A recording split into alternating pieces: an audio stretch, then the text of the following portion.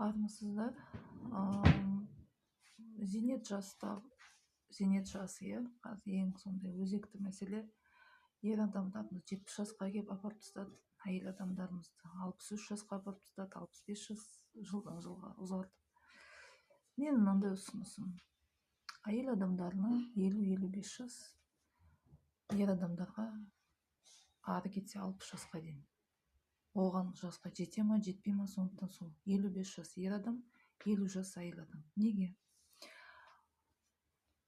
Біздің денсаулық сақтау үрдісімізді білесіздер.